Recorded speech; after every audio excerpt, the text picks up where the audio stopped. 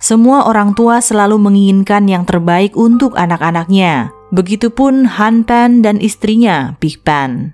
Pasangan asal Vietnam ini pindah ke Toronto, Kanada pada tahun 1979 sebagai pengungsi. Mereka bekerja dengan sangat keras dan memiliki harapan yang tinggi kepada kedua anak mereka, Jennifer dan Felix. Mereka lantas mendidik kedua anaknya dengan cara tiger parenting, sebuah pola asuh yang sangat otoriter, disiplin dan ketat dengan tujuan agar anak selalu mencapai nilai akademis tinggi dan juga untuk memastikan kesuksesannya di masa depan. Tapi cara mendidik ala tiger parenting ini malah menimbulkan malapetaka bagi pasangan Pen. Sebagai keluarga imigran, Han dan Big bekerja sangat keras sebagai buruh pabrik untuk memperbaiki taraf hidup mereka.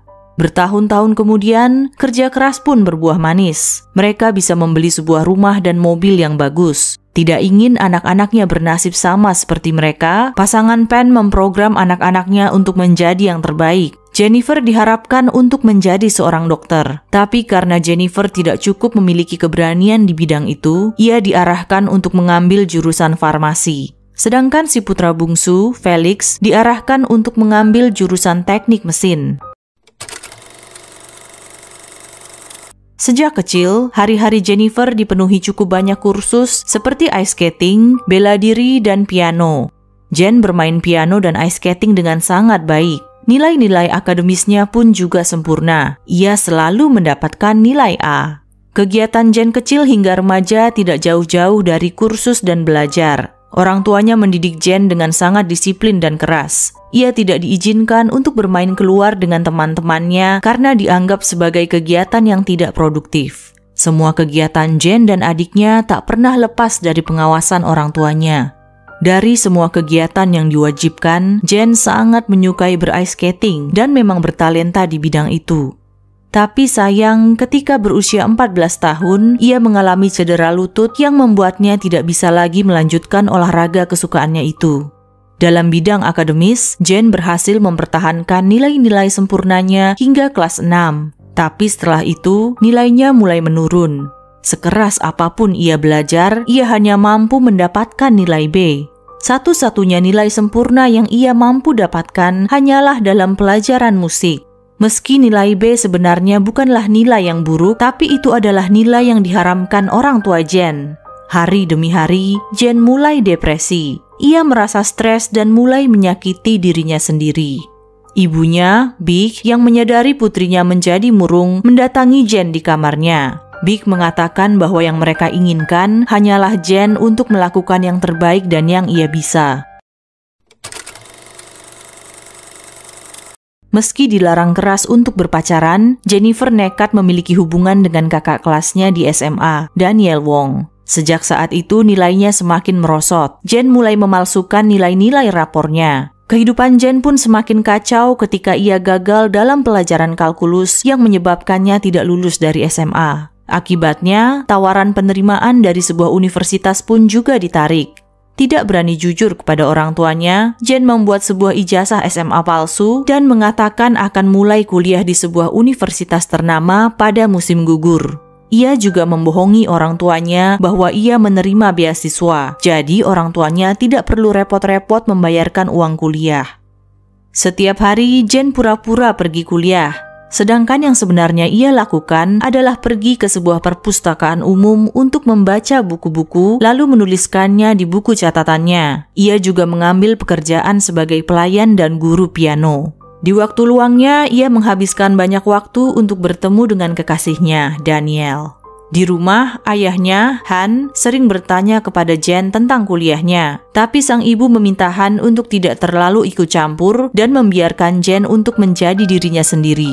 Setelah 2 tahun berpura-pura kuliah, Jen mengatakan bahwa ia diterima di jurusan farmasi Universitas Toronto seperti yang diharapkan ayahnya. Karena jarak universitas yang agak jauh dari rumah, sang ibu meyakinkan ayahnya supaya Jen diizinkan menyewa tempat tinggal dengan temannya.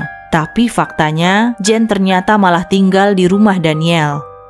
Ketika saat kelulusan tiba, Jen mempekerjakan seorang ahli untuk memalsukan sebuah transkrip nilai. Ia juga membohongi orang tuanya bahwa tempat duduk di acara kelulusan tidaklah cukup dan ia hanya mendapatkan 1 tiket saja. Ia mengatakan bahwa tiket itu sudah ia berikan kepada temannya karena tidak ingin salah satu orang tuanya merasa ditinggalkan.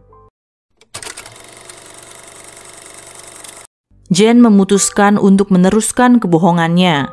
Ia mengatakan pada orang tuanya bahwa ia bekerja sukarela di sebuah rumah sakit. Tapi sang ayah mulai curiga karena ia tidak menemukan seragam ataupun kartu rumah sakit tersebut. Sang ayah meminta istrinya untuk membuntuti putrinya. Tahu sedang dibuntuti, Jen bersembunyi di ruang UGD. Kejadian ini semakin memicu kecurigaan Han, hingga akhirnya ia memutuskan untuk menelpon Universitas Toronto. Han semakin dibuat terkejut ketika diberitahu bahwa tidak pernah ada mahasiswi yang bernama Jennifer Pan.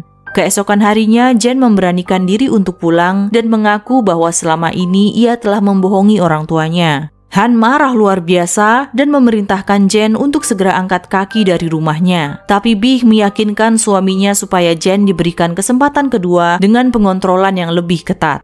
Setelah 2 minggu dihukum isolasi, Jen diizinkan memegang ponsel dan laptop dengan pengecekan setiap saat. Ia dilarang bertemu Daniel dan hanya diizinkan untuk mengajar kelas piano. Merasa bosan harus menjalani hubungan diam-diam dengan Jen, Daniel memutuskan hubungannya dengan Jen dan berpacaran dengan wanita lain.